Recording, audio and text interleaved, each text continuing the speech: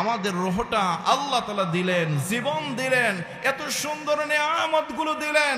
আল্লাহ তাআলাকে যদি জিজ্ঞাসা করি, মালিক আসমানের চাঁদটা এত সুন্দর, আসমানের ওই সূর্যটা এত সুন্দর, তোমার তৈরি ওই ঝর্ণাগুলো এত সুন্দর, তোমার তৈরি সমুদ্রটা এত সুন্দর, তোমার তৈরি নদীগুলো এত সুন্দর, ও মালিক তোমার তৈরি ফুলগুলো এত সুন্দর। আমরা জানতে চাই মালিক তুমি সবচাইতে সুন্দর করে কি তৈরি করেছ? আল্লাহু আকবার বলেন।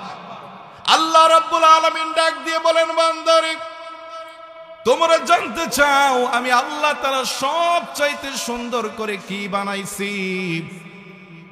তাহলে তোমরা শোনো, আমি আল্লাহ রাব্বুল আলামিন তোমাদেরকে বলে দিচ্ছি, লাকাদ খালাকনাল ইনসানা ফি আহসানি তাকওয়িম। আমি আল্লাহ রাব্বুল আলামিন সবচাইতে সুন্দর করে মানুষকে তৈরি করেছি। চিল্লায়ে বলেন আল্লাহু আকবার। তাহলে আল্লাহ তাআলা সবচাইতে সুন্দর করে বানাইছে কাদেরকে? কথা বলে না। এখন যদি আমরা আল্লাহ তাআলাকে জিজ্ঞাসা করি, মালিক আমাদেরকে এত সুন্দর করে বানাইলেন, এত সুন্দর সুন্দর নিয়ামতগুলো আমাদেরকে দিলেন, ও মালিক আপনি কেন আমাদেরকে তৈরি করলেন? আল্লাহ রাব্বুল আলামিন আমাদেরকে জানিয়ে দিবেন, ও দুনিয়ার মানুষ শোনো, ওয়ামা খালাকাতুল জিন্না ওয়াল ইনসা ইল্লা লিয়াবুদুন।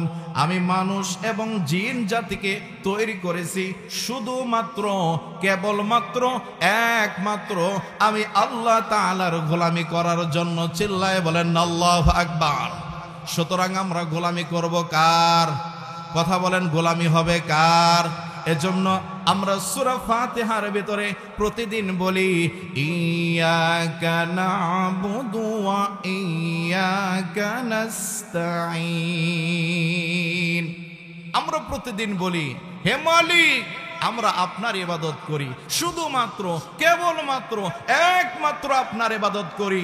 আমরা দুনিয়ার কোনো মানুষের কাছে সাহায্য চাই না, আপনার কাছে ইবাদত করি, আপনারই গুণগান করি, আপনারই প্রশংসা করি, আপনার কুদরতি কদমে সেজদা করি। ও মালিক একমাত্র শুধুমাত্র কেবলমাত্র আপনার কাছেই সাহায্য চাই। সুবহানাল্লাহ পড়েন। আমরা কোনো মানুষের কাছে সাহায্য চাইবো না। সাহায্য যদি চাইতেই হয় একজনের কাছে চাইবো, তিনি কে? আল্লাহ।